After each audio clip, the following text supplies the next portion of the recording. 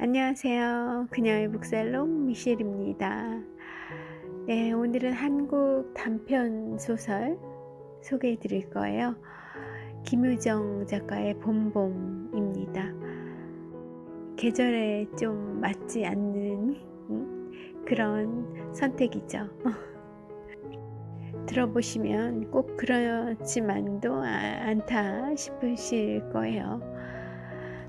소개해 드릴, 낭독해 드릴 텍스트는 경제학자의 문학살롱이라는 박병률 씨의 책 속에 수록된 한 챕터입니다.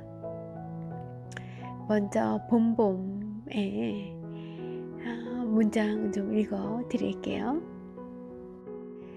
개돼지는 푹푹 크는데 왜 이리도 사람은 안 크는지 한동안 머리가 아프도록 궁리도 해보았다. 아하, 물동이를 자꾸 이니까 뼈다구가 움츠러드나 보다 하고 내가 넌지시 그 물을 대신 길어도 주었다. 뿐만 아니라 나무를 하러 가면 선앙당에 돌을 올려놓고 제발 점순이 키 좀 크게 해줍소서. 그러면 다음엔 떡 갖다 놓고 보사드립죠 하고 치성도 한두 번 드린 것이 아니다. 어떻게 돼먹은 건지 이래도 막무가내니. 네, 무슨 일이 있는지는 모르겠지만 이 산에는 점순이의 키가 얼른 좀 자랐으면 하고 바라는 것 같죠. 사내들의 진달래 피는 봄이 오면 을에 떠오르는 소설이 김유정의 봄봄입니다. 글의 행간은 나른하고 늘어지는 노란 햇살이 내내 내리쬐는 듯한 여유로움을 담고 있죠. 확실히 글과 글 사이에서 잠깐 웃음이 새어나오게 하는 재주가 김유정에게는 있다. 김유정은 동백꽃 봄봄으로 봄을 대표하는 작가라고 불린다. 봄에는 경춘선을 타고 김유정역을 지나 김유정 문학촌이 있는 춘천으로 가 보고픈 춘정이 인다. 그래요. 저도 봄이 오면 아직 겨울도 안 왔지만 그 겨울이 오고 그 다음에 오는 봄에는 경춘선 타고 김유정 문학촌 그것이 있는 춘천 가보고 싶습니다. 김유정 역에서 내려서 사진도 찍고요. 네, 봄봄의 스토리 궁금하시죠? 봄봄은 어리숙한 머슴살이를 하는 나의 이야기다. 그러니까 이 머슴살이 하는 내가 점순이의 키가 크기를 치성을 들어가면서까지 바라고 있는 거예요. 점순이는 누굴까요? 기다려보세요. 소개해 드릴게요. 어리숙한 머슴살이를 하는 나의 이야기다. 나는 세경 한 푼 안 받고 일을 하고 있다. 벌써 3년 7개월째다. 둘째 딸인 점순이와 혼인시켜주겠다는 주인 봉필의 말을 믿고서다. 그러니까 주인네 집 일을 해주고 있는 거예요. 왜냐하면 주인의 둘째 딸과 결혼하기 위해서요. 나는 주인에게 점순이의 나이가 찼으니 성례를 시켜달라고 요구합니다. 하지만 주인의 답변은 안 된다예요. 왜냐? 점순이의 키가 미처 자라지 않아서 라는 거죠. 나는 미칠 노릇입니다.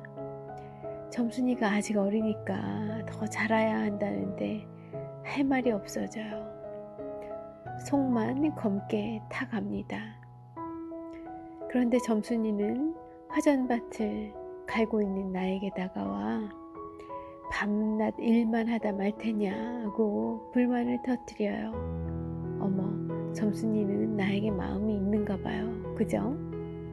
그 말에 용기를 얻어 주인을 끌고 구장댁에 찾아가 도움을 호소한다. 구장댁이라고 하면 뭐 2장 정도 될까요? 정확한 건 모르겠습니다만 어쨌든 그 동네에 뭐 어른인가 봐요. 그 구장댁에 찾아가서 도와달라고 해요. 내 편을 들어서 점순이와 결혼을 빨리 할 수 있게 해달라는 거겠죠. 그러나 하지만 소득은 없습니다. 그날 밤 친구 뭉태에게서 내가 주인의 3번째 대릴사위라는 사실을 알게 돼요. 세상에, 그러니까 자기보다 앞서서 대릴사위가 앞에 2명이 더 있었다는 거예요. 점순이와 결혼을 하려고 와서 이 집에 와서 주인의 일을 해주고 있는 3번째 남자, 2번째도 아니고 3번째 대릴사위라는 사실을 알게 된 겁니다. 더구나 재작년에 시집간 첫째 딸은 시집 보낼 때까지 10년 동안 나 같은 대릴사위 10명을 갈아치웠다고 하는 거예요. 아들이 없는 주인은 유노동 무임금의 노동력이 필요했었던 거죠.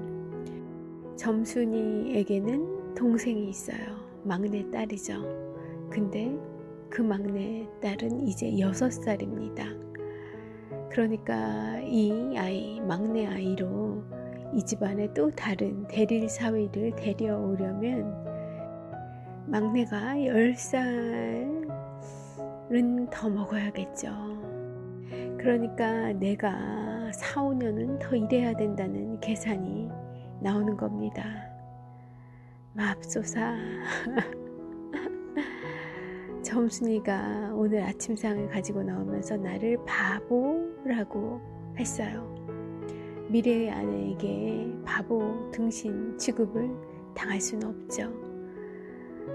그래, 골인한 나는 어떡하든 오늘은 장인이 될 주인과 그 주인 봉필과 단판을 지으려 합니다. 뭐 나와 결혼하기를 바라는 듯한 점순이가 내 뒤에서 든든히 받쳐주고 있으니 겁날 게 없죠. 그래서 나는 일터로 가다 말고 멍서 위에 들어 누웠습니다. 죽이든 말든 알아서 하라 고 뻗어 누운 겁니다. 제발 점순이와 결혼을 하게 해달라는 거죠. 파업을 하고 있는 겁니다. 길바닥에 누워서. 자, 장인 봉필은 과연 성례를 허락할까요? 그래서 점순이, 내 사랑 점순이도 비로소 한바구음을 짓게 될까요? 네, 대강의 스토리는 그렇고요. 봄봄, 이 작품은 1935년도에 조광지에 발표됐습니다. 벌써 80년이 넘은 소설이죠. 그렇게 낡아 보이지 않는 것은 그 이유는 아마 시대를 뛰어넘는 해학을 담고 있기 때문일 겁니다. 사람을 사랑하고 갈망하며 애태우는 것은 그때나 지금이나 다르지 않죠. 자, 소설 속에 나와 그리고 주인 둘 사이의 갈등의 근본 원인은 바로 계약입니다. 나는 한참이나 지난 뒤 그것을 깨닫게 되죠.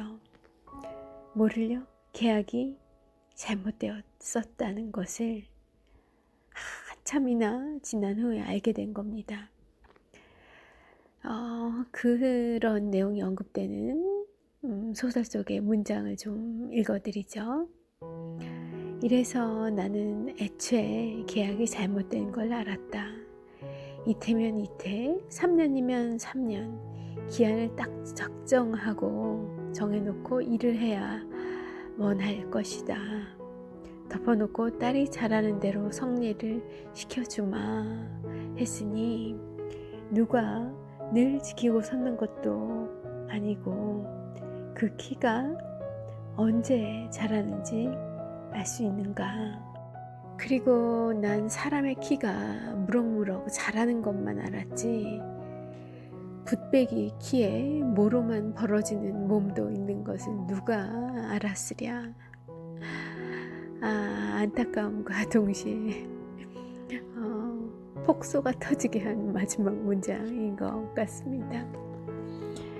자, 홀례 봉필이 너에게 내 딸을 주겠노라 라는 그 홀례의 조건은 바로 점순이의 키였어요. 그런데 그 점순이의 키가 통 자라질 않습니다.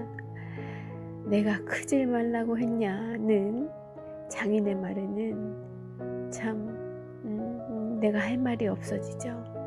하염없이 점순이의 키가 자라기를 바라기만 할 수밖에 없는 그런 상황인 거죠.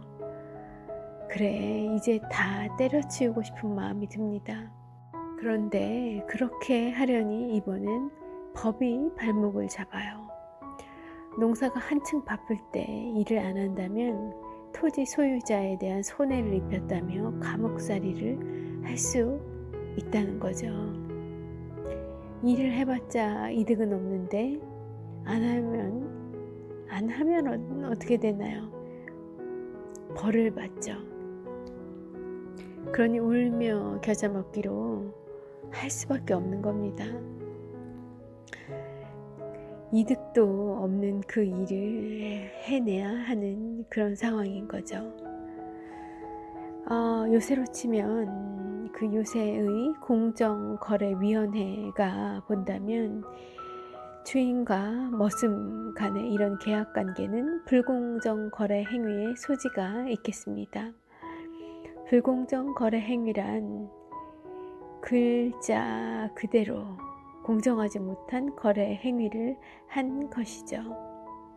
거래 당사자 중 어느 한쪽이 부당한 방법으로 다른 한쪽의 불이익을 강요한 행위로 규정할 수 있습니다.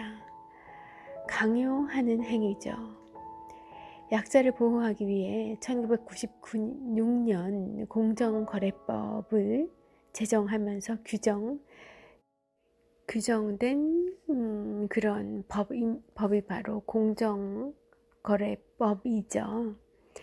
지금껏 잘 되던 거래를 부당하게 일방적으로 거절하거나 경쟁사업자가 시장에 뛰어들려 할 때 상품을 터무니없는 가격에 내놓아 진입을 못하게 하는 행위가 대표적입니다.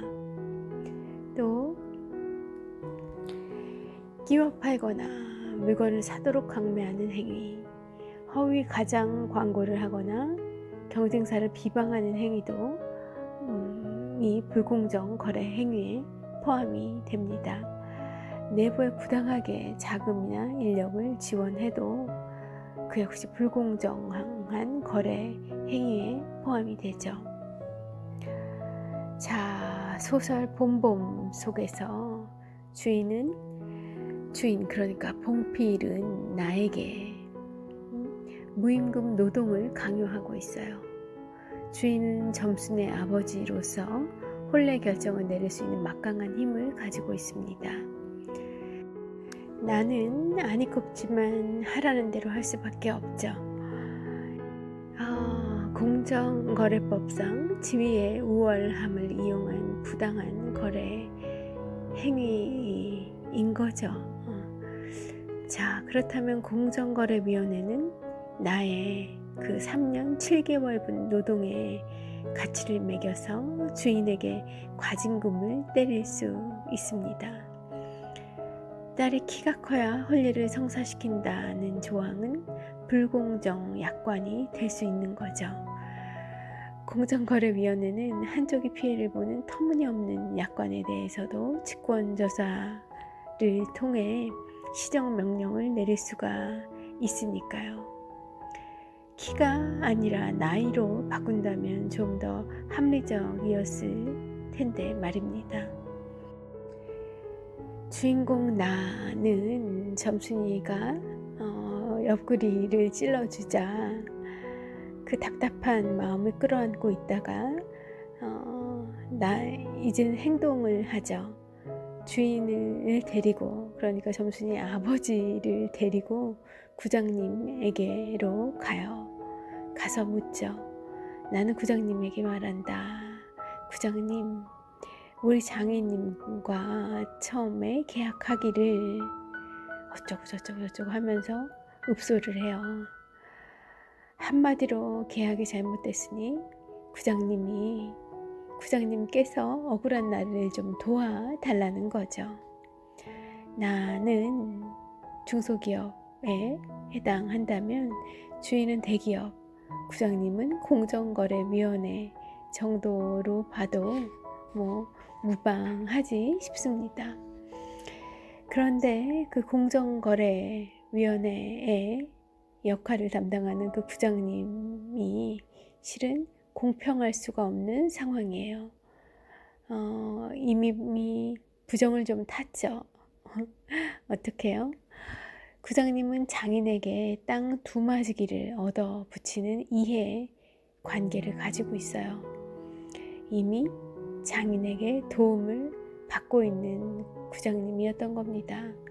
공정거래에 대한 판가름, 시정조치 이런 걸 요구할 수가 없는 그런 분이 지금 구장직을 맡고 있네요.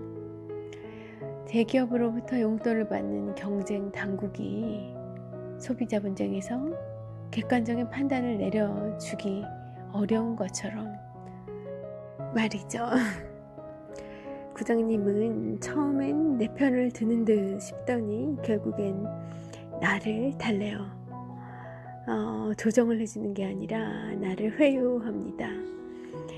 남의 농사를 짓다가 말면 징역형인데다 법률적으로는 21는 되어야 결혼이 할 수 있다는 거죠. 그런데 점순양은 이제 고작 16이라는 겁니다. 웅태라는 나의 친구는 구장님이 주인님의 땅을 붙이니 그리 꾀었다. 그러니까 주인이 구장에게 압력을 넣었다는 거죠. 그리고 구장은 주인의 압력에 꼼짝할 수 없는 그런 사이다 라고 나의 친구 뭉태는 말하지만 주인공 나는 뭉태의 말을 애써 외면합니다. 자, 소설의 결말이 어떻게 흘러갈까요? 나는 드디어 참다 못한 나는 장인과 몸싸움을 벌이게 됩니다. 하지만 장인은 먼저 내 바짓가랑이를 움켜쥐어요. 할아버지라는 소리가 내 입에서 절로 흘러나오죠. 까무러칠 정도였습니다. 나도 엉금엉금 기어가 장인의 바짓가랑이를 잡아 낚아요. 장인도 할아버지를 외칩니다. 백주대낮에 미래의 장인과 사위는 이렇게 난장법석 난리 부르스를 떠들고 있어요. 미래의 마누라, 나의 와이프가 될 점수는 친정아버지 편을 들까요? 그리고 나에게 와서 그렇게 일만 하다 갈 거냐고 부추겼던 것처럼 그 친정아버지가 아니라 남편이 될 나의 말을 들어줄까요? 자, 소설 말미에 있는 그 결말은 공란으로 비워두겠습니다. 어떤 결말이었으면 좋으실 것 같으세요? 그건 뭐 각자 생각해 보시면 재밌을 것 같고요. 우리는 이렇게 편안하게 소설로 책으로 읽지만 그래서 그 절박함이 안 와닿지만 내가 이 주인공 나다라고 생각을 해보면 와, 얼마나 화가 났을까요? 내 앞에 내리자위가 둘이 더 있었다는 것, 그리고 나는 앞으로 지금까지 해온 것보다 더 오랜 기간을 이 대리사위로서 무상 노동을 4, 5년간 더 제공해야 된다는 사실을 알게 됐을 때 그 절망감이 어떨까요? 제가 조금 읽어드렸던 그 원문의 분위기만 봐도 굉장히 해학과 풍자 그런 것들이 곳곳에 심어져 있다는 걸 눈치채셨을 거예요. 김유정 작가님의 소설들이 모두 그런 것 같습니다. 박병률 작가님은 그래서 이 김유정, 이 일찍 돌아가신 젊은 나이에 요절한 이 김유정 작가를 굉장히 풍자와 해학의 작가로 기억을 하고 있으신 것 같아요.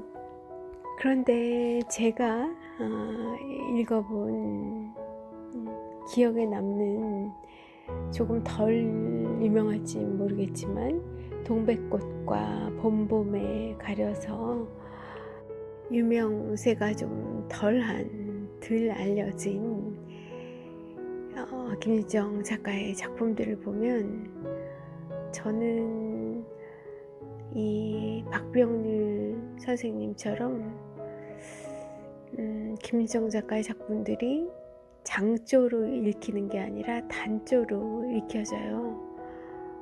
그것도 좀 엄청난 반전, 엄청난 결말들을 가지고 있는 단조로운 단조가 아니라 아주 드라마틱한 그런 단조로 와닿는다고 할까요? 오늘 소개해드릴 이 봄봄만 보더라도 뭐 대단치도 않은 그런 소박한 그런 우리 농촌의 모습을, 당시 농촌의 모습을 잘 보여주는 그런 스토리임에도 불구하고 한 인간의 운명, 인생 뭐 이런 것들을 아주 그 짧은 아주 간단한 소재로 너무나 잘 보여주고 있는 것 같지 않습니까? 참 너무나 우연적이고 너무나 그 운명 앞에 한없이 작아지는 그런 발버둥 쳐봐야 부처님 손바닥 안이라는 말이 떠오르게 되는 그런 세상사의 고달픔이 너무나 잘 표현되어 있다는 생각이 들어요.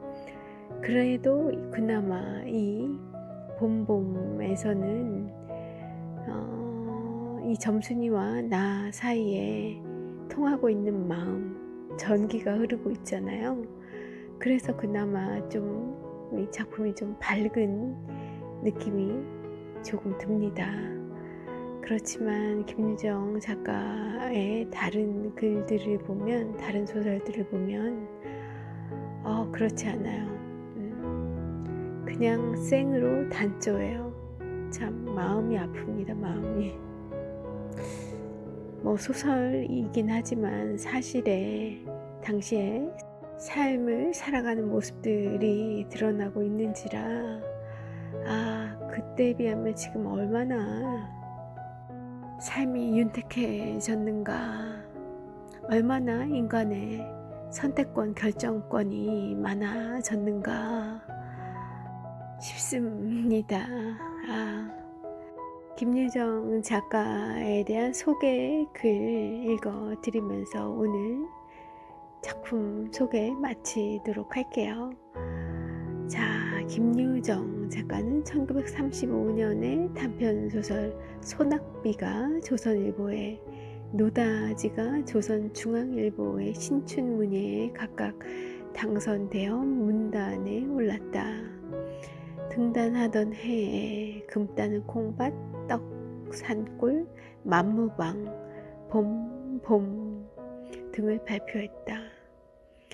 1936년에 폐결핵과 치질이 악화되는 최악의 환경 속에서도 그의 왕성한 작품 활동은 이어져 그의 봄과 따라지, 동백꽃을, 그리고 다음해에는 땡볕과 따라지 등을 발표했다.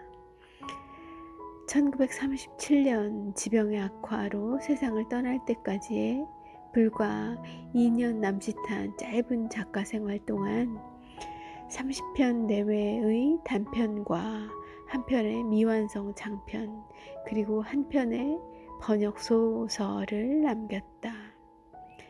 실감나는 농촌 소설의 면모를 보여주는 그의 소설에서는 우직하고 순박한 주인공, 사건의 의외적인 전개와 엉뚱한 반전, 매우 육담적인 속어의 구사 등 탁월한 언어 감각을 엿볼 수 있다 라고 소개 글 다른 책에서 좀 찾아서 읽어드렸고요. 그가 더 오래 살아 있었으면 좋은 작품들 많이 남겼을 텐데 하는 아쉬움이 드는 그런 작가가 아닌가 해요.